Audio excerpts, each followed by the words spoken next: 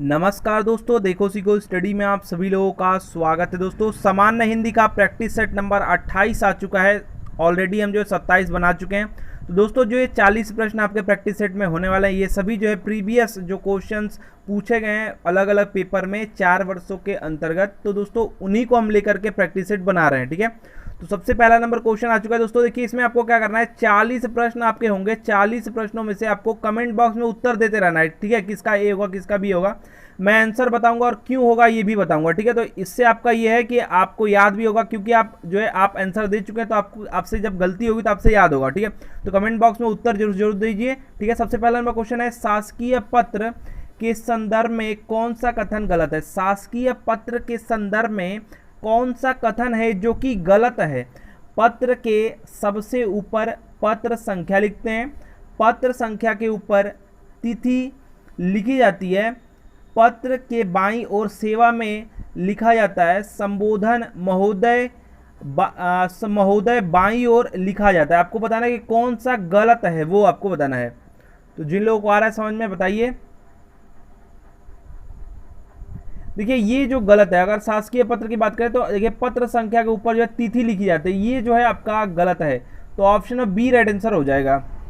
Next बात करेंगे, देखिए पत्र से काफी क्वेश्चन पूछे जा रहे हैं। ठीक है, यदि कोई पत्र सभी संबंध जो है कार्यालयों को प्रेषित किया जाता है तो उसे क्या कहेंगे, बताइए। तो कोई भी पत्र है जो कि सभी संबंधित जो या संबंध कार्यालयों में अगर यहाँ पर प्रेषित किया जाता है तो उसको क्या कहेंगे। मैंने आप सभी लोगों को कई बार ये क्वेश्चन लेकर के बताया, परिपत्र कहेंगे। सर्कुलर जो है जारी किया जाता है, ठीक है, तो यही है, परिपत्र कहते हैं। Option number D right answer हो जाएगा, याद रखिएगा, बहुत ही इंपॉर्टेंट है। नेक्स्ट बात करेंगे, निम्न में दीर्घ स्वर का आपको कौन सा उदाहरण या कौन सा है ये आपको बताना है। दीर्घ स्वर इनमें से कौन सा है। दीर्घ स्वर अभी मैंने पिछले, देखिए अब मैं एक एक चीज नहीं बताऊंगा। इसमें दीर्घ मतलब क्या होता है, अ से आ हो जाएगा, तो यहाँ पर आ दिया, ये छोटी में इसमें जो है बड़ी हो जाएगा, यानी दीर्घ स्वर ये हो जाएगा, बड़ा ऊ हो जाएगा। तो ये सब आपके दीर्घ हैं, तो ये आपका ऑप्शन नंबर ए में दिया है, option number A right answer हो गया है। ठीक है, अगर आप पीछे के प्रैक्टिस सेट नहीं देखे हैं तो जल्दी से मैं बताऊंगा तो नहीं समझ में आएगा। पीछे के प्रैक्टिस सेट देख लीजिए, उसमें जो है क्वेश्चंस को काफ़ी मैंने जो है डिस्क्राइब करके बताया। नेक्स्ट है, निम्न में अंतस्थ व्यंजन कौन सा है। अंतस्थ व्यंजन निम्न में से कौन सा है, बताइए। तो अंतस्थ व्यंजन, तो देखिए अंतस्थ से मैंने आपको ट्रिक बताया था कि अंतस्थ जो है अंदर से एक आवाज़ आपको लगेगी, बोल रहा है जैसे य र ल व, जैसे लग रहा है पेट से बोल रहे हैं, य र ल व बोल रहे हैं ना, तो ये जो है आपका अंतस्थ व्यंजन है। ठीक है, अगर दोस्तों क की बात करें तो ये कंठ है, और जो च की बात करें तो ये आपका जो है तालु है, और ये आपको मतलब तालव्य है, और यहाँ पर जो है ट जो है ये मूर्धन है। ठीक है, तो मैंने बता रखा है। नेक्स्ट बात करेंगे, तो यहाँ पर निम्न में महाप्राण व्यंजन कौन सा है। आपको इसमें से महाप्राण कौन सा है ये आपको बताना है। महाप्राण आपको बताना है। तो देखिए महाप्राण का मैंने कई बार बता रखा हूं मैं कि महाप्राण जो होता है वो आपका दूसरा होता है, यानी कोई भी जो आपका वर्ग रहेगा उसमें दूसरा चौथा जो ये सब जो है आपका महाप्राण होता है। ठीक है, तो यहाँ पर देखिए प फ, ठीक है, प फ ब भ, तो भ देखिए ये चौथा आ रहा है ना। ठीक है, प फ ब भ म देखिए कौन सा स्वर था बताइए। तो ब भ म बताइए। तो देखिए किसको किसको याद है, मैं ये बता चुका हूँ, म ऑप्शन में भी मैंने लिया था। ठीक है, यहाँ पर मैं बता रहा हूँ कि अल्प प्राण कौन सा होता है। देखिए महाप्राण बता दिया, तो अल्प प्राण कौन सा होगा। अल्प प्राण होगा पहला, यानी पहला, और यहाँ पर तीसरा, और यहाँ पर पांचवा, ये अल्प प्राण हो जाएगा। ठीक है, यानी मान लीजिए यहाँ पर प ये स्टार्ट है, मान लीजिए प से भी स्टार्ट है, तो प फ, तो प आपका हो जाएगा फ, ब आपका हो जाएगा, भ नहीं रहेगा, फिर म आपका हो जाएगा। तो ऐसे जो है आप पकड़ेंगे। ठीक है, उसको अल्प प्राण कहेंगे, इसको महाप्राण, ये महाप्राण था जो हमने भ आंसर किया था। ठीक है, चलिए नेक्स्ट क्वेश्चन, निम्न में अघोष वर्ण कौन सा है। अघोष वर्ण आपको बताना है।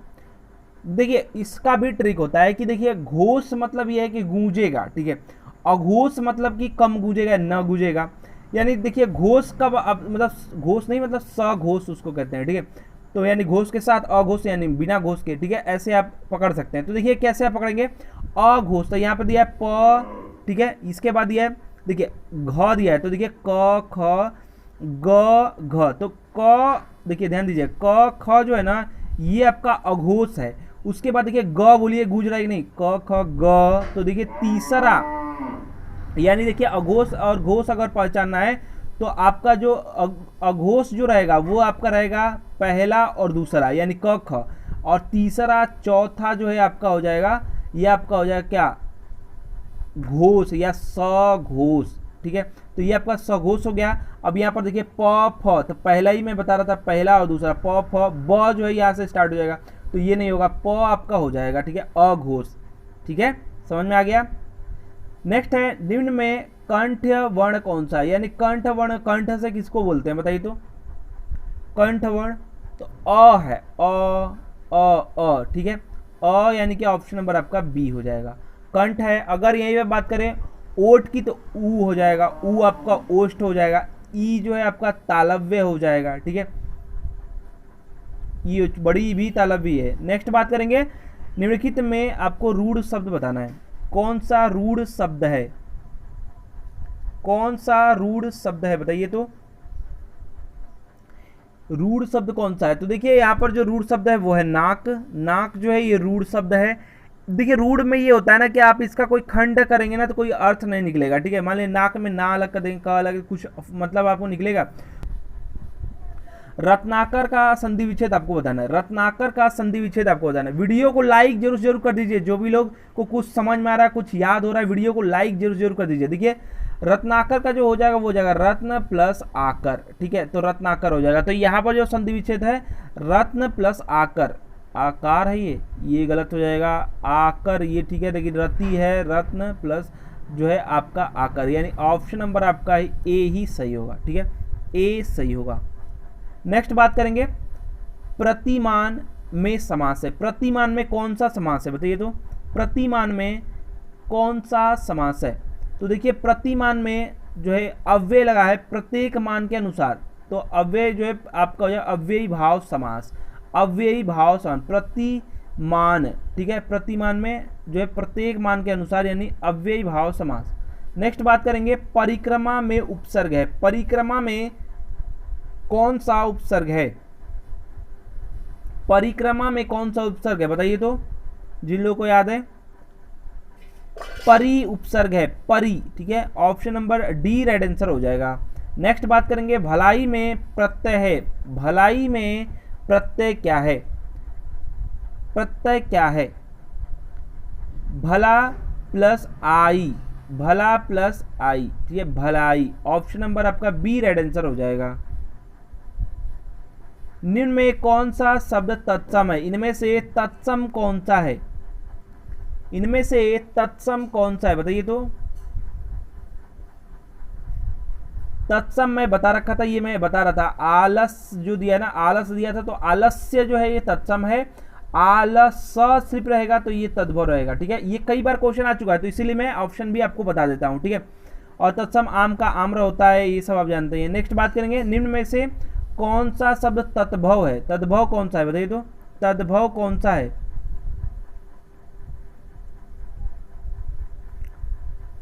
तद्भव जो है दोस्तों निम्न में से वो कौन सा है बताइए तो, तद्भव है छत, इसका होता है छत्र। ठीक है, ज्ञान जो है इसका अगर यहाँ पर तद्भव बात करें तो जान हो जाएगा, जान। ठीक है, अगर यहाँ पर बात करेंगे आपका चूर्ण का, तो चूर्ण का जो है आपका चूरन जो है, चूरन आपने सुना होगा, चूरन होता है।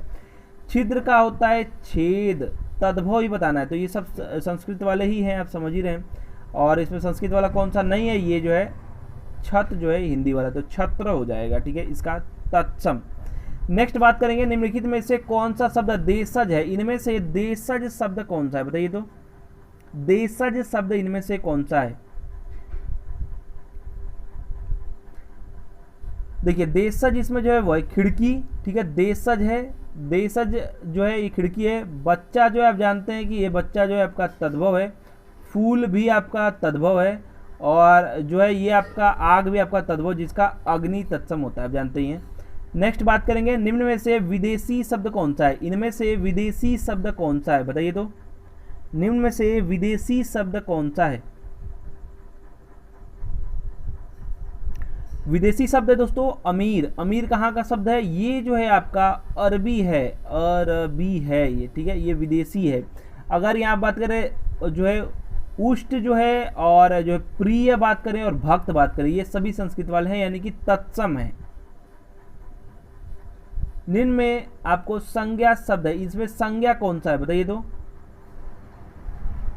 संज्ञा कौन सा है इनमें से, संज्ञा कौन सा है? तो संज्ञा मतलब नाम रहेगा, तो कुछ भी नहीं करना है। गंगा ये नदी का नाम है, व्यक्तिवाचक संज्ञा हो गया। ये सब जो है ये पुराना, नीला, मोटा, ये सब जो है विशेषण है, ठीक है।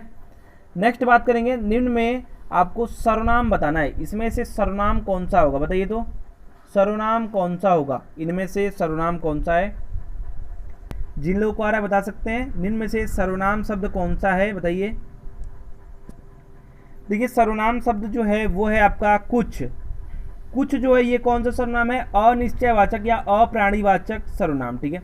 जैसे आपका एग्जाम्पल दिया, पानी में कुछ है, ठीक है, या दाल में कुछ काला है, तो कुछ जो है काला तो मान लिया हटा दीजिए, यहाँ पर दाल में कुछ है बोल देंगे, तो यहाँ पे जो है कुछ जो है आपका हो जाएगा सर्वनाम, ठीक है, और ये भी अनिश्चयवाचक सर्वनाम हो जाएगा। बाकी अगर बात करें दान की, तो दान हो गया, या फिर आपका भजन हो गया, या फिर आपका पढ़ना हो जाए, ये सब क्रिया है, ठीक है। चलिए नेक्स्ट क्वेश्चन, निम्न में विशेषण शब्द है, विशेषण शब्द कौन सा है बताइए तो, निम्न में विशेषण शब्द कौन सा है? विशेषता बताएगा विशेषण, मतलब यहाँ पर देखिए शांत जो है ये विशेषता है, ठीक है। यहाँ पर मान लीजिए कोई संज्ञा है, उसका बता रहा है कि उसका जो है मान लीजिए दिया है कि शांत सागर, शांत बच्चा है, शांत इंसान है।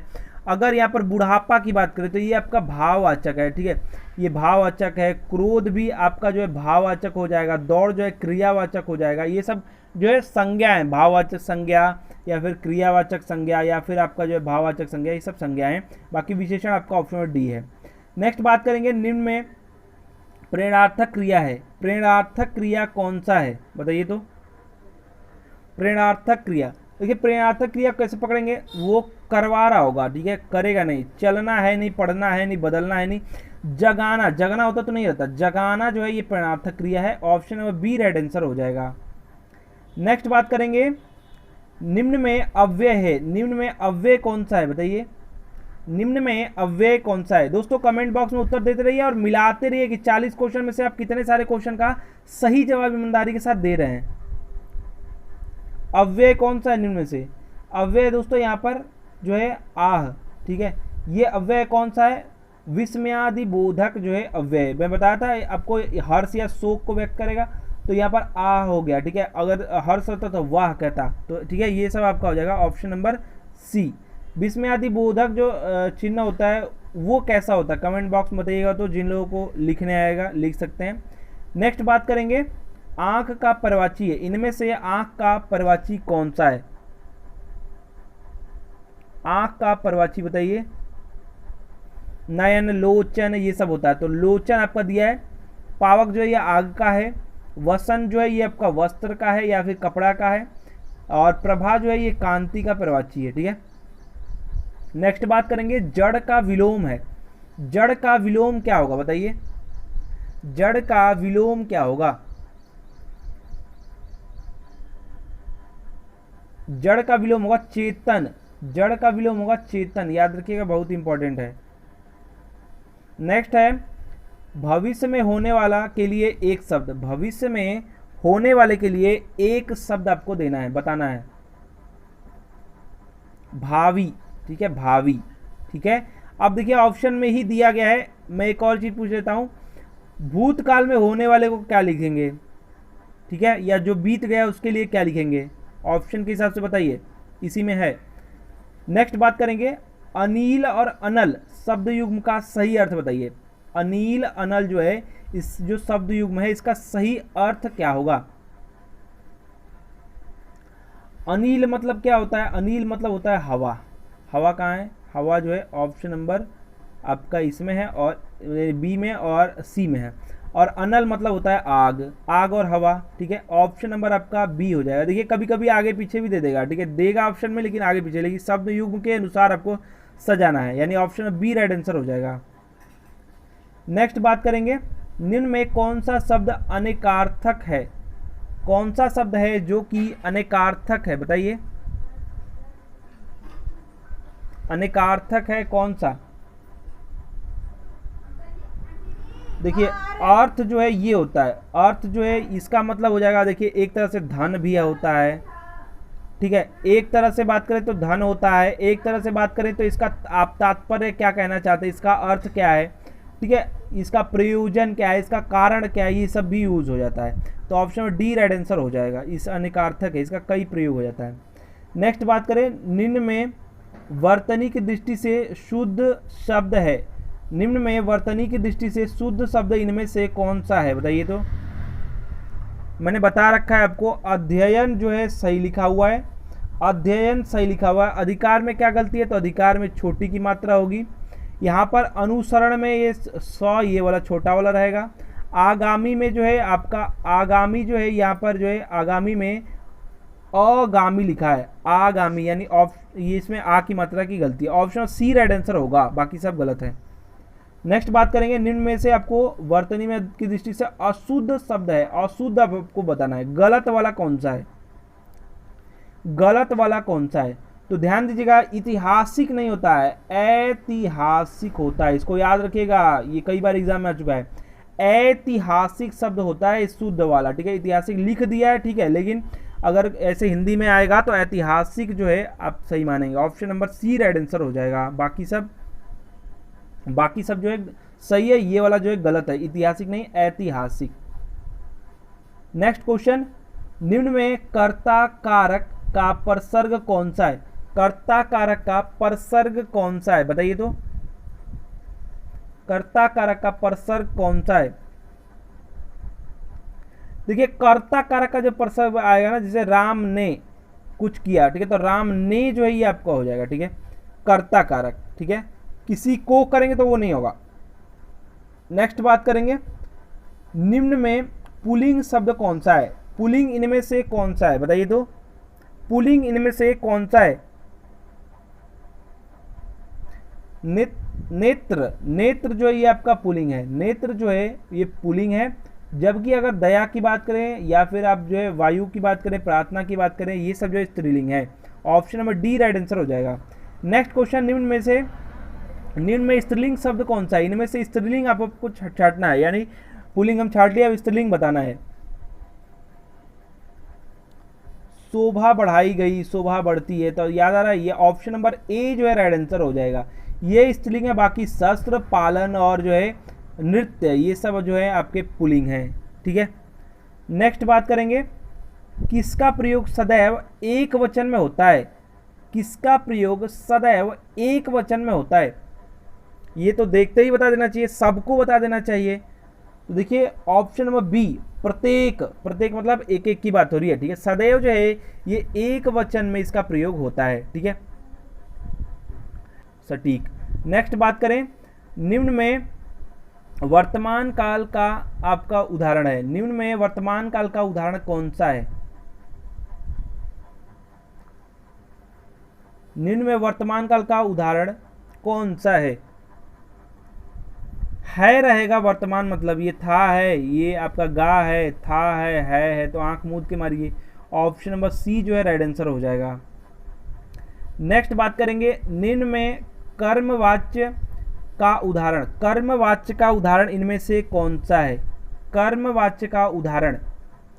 पत्र लिखा जाता है, राम पुस्तक पढ़ता है, सीता पत्र लिखती है, मुझसे बैठा नहीं जाता, बताइए कौन सा इसमें कर्म वाच्य है या उसका उदाहरण है। तो यहाँ पर जो है लिखा जा रहा है, ये जो है वो आपका पत्र से सीधा सीधा संबंध है, ठीक है, राम से या किसी और से, सीता से या मुझसे नहीं रहेगा, ठीक है, इसमें सीधा सीधा पत्र लिखा जाता है, यानी क्रिया का सीधा सीधा संबंध जो है कर्म से है। तो ऑप्शन में ए राइट आंसर हो जाएगा, ठीक है। तो बाकी सब बात करें, ए बी जो है ये सब जो है इसमें आपका राम से संबंध है, मतलब ये आपका कृतवाच्य हो जाएगा, ये भी आपका कृतवाच्य हो जाएगा, और डी जो है भाववाच्य हो जाएगा, यानी मुझसे उठा नहीं जाता, मुझसे बैठा नहीं जाता, ये सब जो है भाववाच्य होगा। नेक्स्ट बात करेंगे, निम्न में कौन सा वाक्य सरल वाक्य नहीं है, इनमें से कौन सा वाक्य जो कि सरल वाक्य नहीं है, बताइए। तो अगर आप पढ़ेंगे आंख मूंद के बिना तो आप बता देंगे।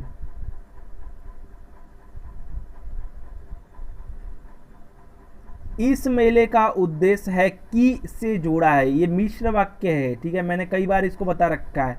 या ऑप्शन नंबर डी आपका राइट आंसर हो जाएगा, ठीक है। नेक्स्ट बात करेंगे, मैंने यह काम कर लेना चाहिए। मैंने यह काम कर लेना चाहिए वाक्य में अशुद्ध अंश कौन सा है? अशुद्ध अंश पढ़ने में ही गड़बड़ लग रहा है। मुझे यहाँ पर रहना चाहिए मैंने की जगह पे, ठीक है, मैंने की जगह पे मुझे रहना चाहिए। मुझे रहेगा तो मुझे यह काम कर लेना चाहिए। ऑप्शन ए राइट आंसर हो जाएगा, मतलब ये अशुद्ध है। नेक्स्ट बात करेंगे, अल्प विराम का चिन्ह है। इनमें से कौन सा है जो कि अल्प विराम का चिन्ह है? अल्प विराम का चिन्ह कौन सा है? दोस्तों देखिए, इसको कहते हैं अल्प विराम, यानी कॉमा को, ठीक है। अगर इसको मैं पूछूं इसको क्या कहते हैं तो बताइए कमेंट बॉक्स में, इसको क्या कहते हैं? अगर कॉमा को जो है अल्प विराम कहते हैं तो इसको क्या कहते हैं? नेक्स्ट क्वेश्चन, अंग अंग फूले न समाना मुहावरे का सही अर्थ। अंग अंग फूले न समाना मुहावरे का सही अर्थ क्या होगा?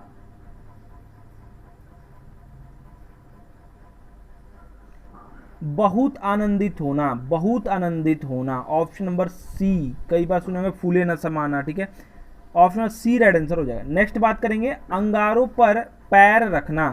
अंगारों पर पैर रखना मुहावरे का सही अर्थ बताइए, क्या सही अर्थ होगा अंगारों पर पैर रखना का?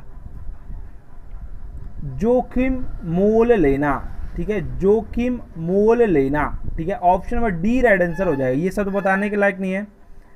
नेक्स्ट और लास्ट जो क्वेश्चन है, 40 क्वेश्चन कंप्लीट होने वाले हैं। आपको बताना है, होनहार बीरवान के होत चिकने पात, ठीक है, ये इसका लोकोक्ति जो है इसका सही अर्थ आपको बताना है।